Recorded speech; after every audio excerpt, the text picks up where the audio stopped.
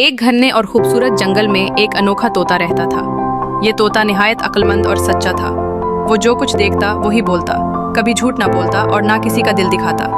जानवर उससे मशवरे लेते और उसकी इज्जत करते। एक दिन उसने देखा कि एक बंदर दूसरे जानवर की खुराक चुराकर भाग गया। तोते ने फौरन सबको बता दिया कि चोरी किसने की है। शुरू में बंदर नाराज हुआ, मगर बाद में मान गया कि तोता सच कह रहा है। इस दिन के बाद जंगल के सब जानवर उसे सच बोलने वाला तोता कहने लगे। ये खबर जंगल से निकलकर शहर तक जा पहुंची। एक दिन बादशाह के दरबार में खबर पहुंची कि जंगल में एक ऐसा तोता है जो कभी झूठ नहीं बोलता। बादशाह को तजस्सुस हुआ।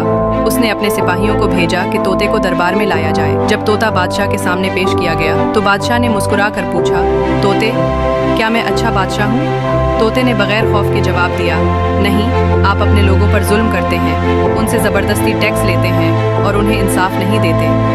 बादशाह का चेहरा गुस्से से सुर्ख हो गया। उसने हुक्म दिया कि तोते को कैद कर दिया जाए, लेकिन कैद में भी तोता अपनी बात पर कायम रहा।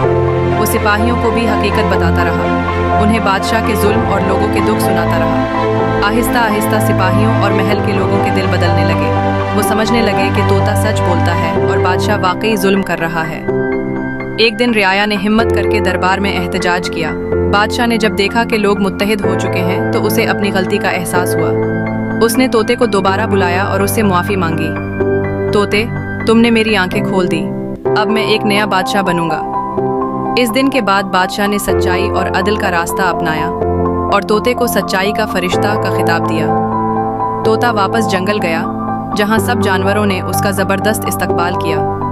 सब ने एक ही बात कही, सच कभी छुप नहीं सकता, सच हमेशा जीतता है।